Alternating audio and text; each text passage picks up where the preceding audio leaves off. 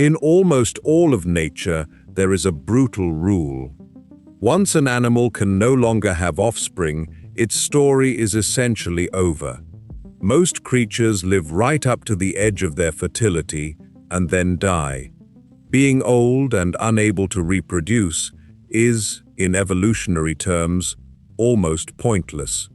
And then there is you. Human beings can live for decades after they can no longer have children.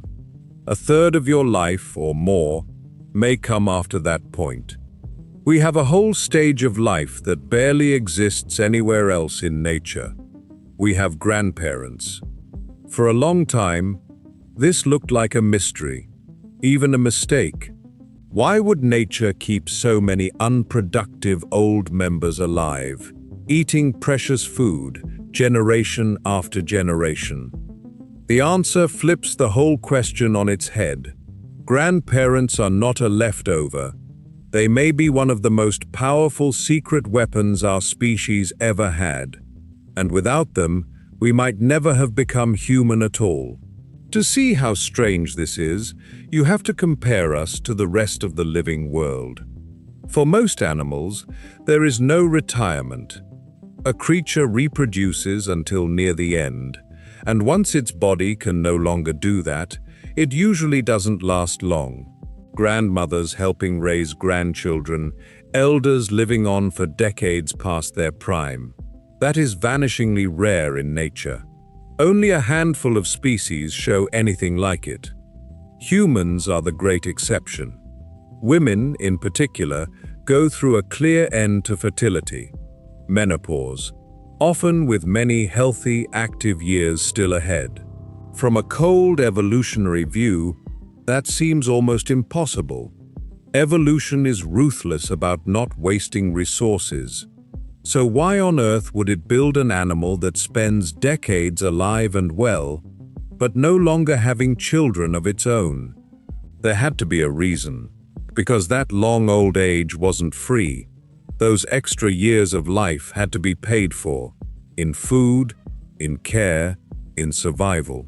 If evolution kept them, it kept them because, somehow, having grandparents around helped more descendants live. And when scientists went looking for how, they found not one answer, but several, and together, they tell the story of why the old became precious. The first answer is so simple it has a name: the grandmother hypothesis. Picture a mother in the ancient world. She has a newborn, and she is nursing. But she also has a 3-year-old and a 5-year-old, all needing food, all needing watching. There are only so many hours in a day, and only 2 hands. The more time she must spend gathering food, the less she can give to each child, and the longer she must wait before she can safely have another. Now add one person to that picture: her mother, the children's grandmother. She is past having children of her own, but she is experienced, strong, and tireless in the ways that matter. She knows exactly where the good roots grow and how to dig them. And she spends her days gathering food, not for herself alone, but for her grandchildren. Look at what that one person changes. The children eat better, and more of them survive. And the mother, freed from feeding every mouth by herself, can recover and have her next child sooner. A family with an active grandmother could raise more children, more safely, than a family without one. Multiply that across thousands of generations, and the effect is enormous. The groups with helpful, long-lived grandmothers simply out-survived the groups without them. And so evolution did something remarkable. It began to favor long life itself. Old age in humans may have been built by the love of grandmothers for grandchildren they were determined to keep alive. But food was only the beginning, because the old carried something even more valuable than a full belly. They carried memory. Try to imagine a world with no writing, none. No books, no records. no way to store a single fact outside of a living human mind. In that world, everything your people know, every hard-won piece of survival, exists only in memory, and the deepest memory belongs to the oldest. An elder had lived through things the young had never seen, and that made them, quite literally, the library of the tribe. Think about what that library held. Which plants heal, and which ones kill. Knowledge no young person could safely learn by trial and error.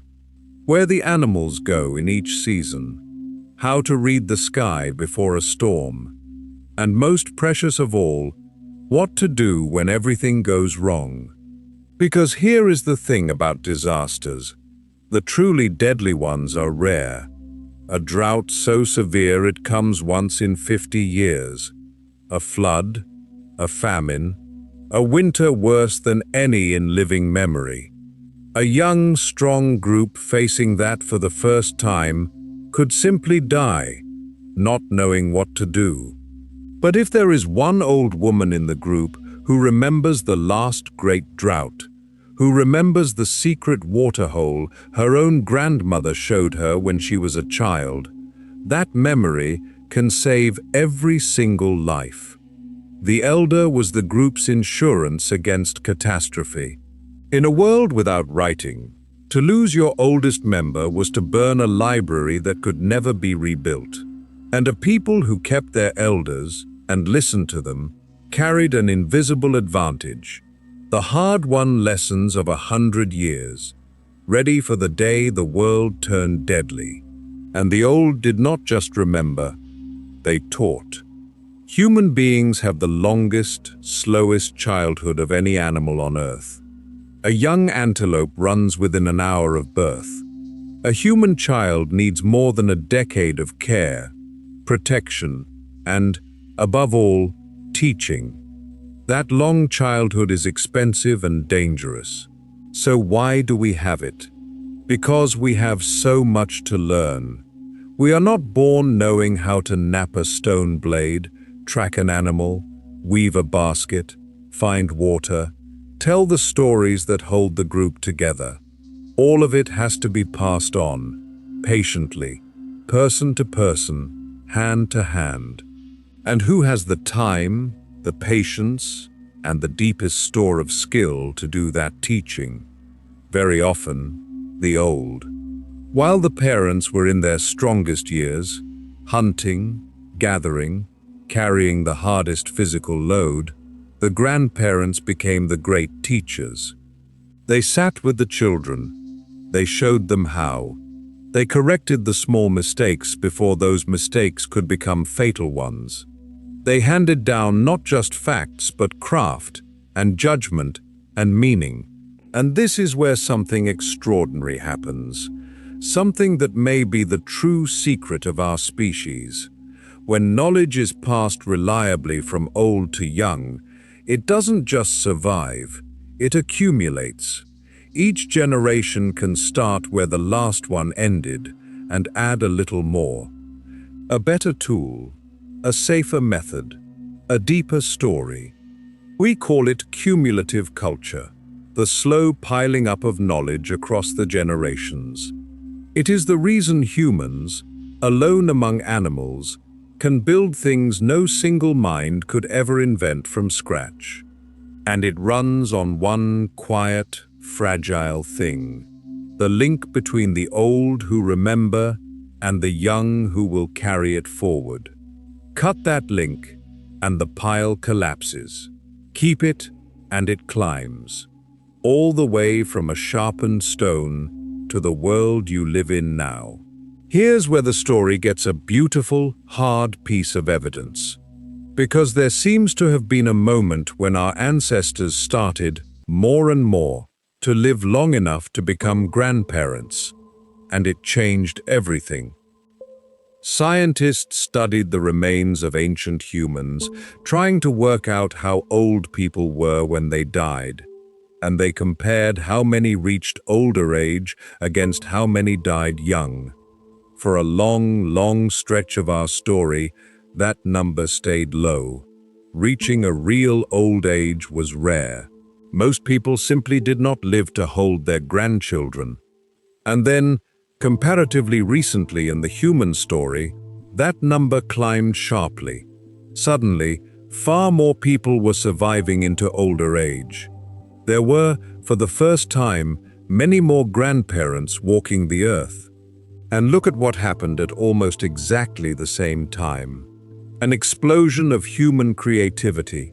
Finer tools, made in more careful ways. Art on cave walls. Ornaments, jewelry. The first clear signs of symbols and shared meaning. It is one of the most remarkable turning points in all of prehistory, and many scientists believe these two things are deeply connected. Because more grandparents meant more living libraries, more teachers, more of that fragile link across the generations, holding and passing knowledge forward faster than it could be lost. It may be no accident that the moment we began, in large numbers, to grow old, is close to the moment we truly began to flower. Long life didn't just come along for the ride.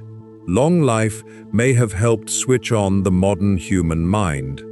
So that pull you feel, the special tenderness toward the old, the instinct to protect a grandparent, the ache when we lose one, it is not sentiment invented by modern life.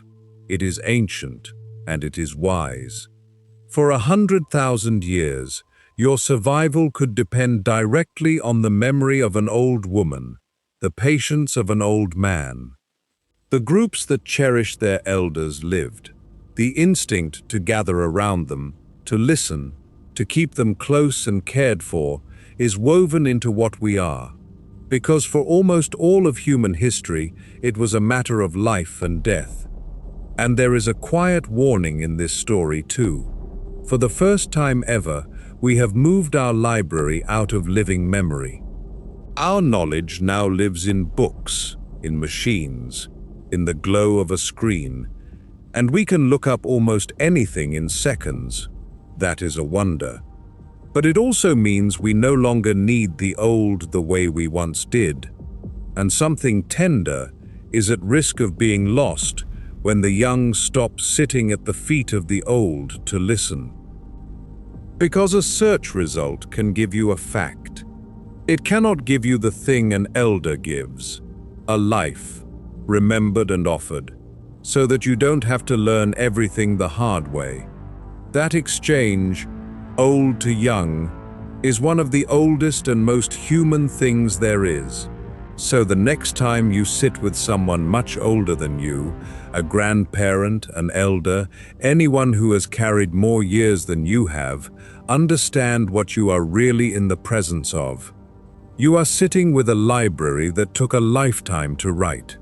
You are touching the very thing that helped our species survive every drought, every winter, every disaster it ever faced. And the quiet engine that let human knowledge climb, generation by generation, out of the dark.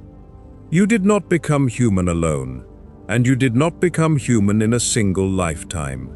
You became human because the old stayed and remembered and taught, and because the young sat down to listen. This is the story of how we carried each other through time. Sit down at the oldest campfire on earth, beside the ones who came before, and follow along. This is Emberkind. If you made it all the way here, you're already one of us. Subscribe to Emberkind, leave a like, and I'll see you at the next fire.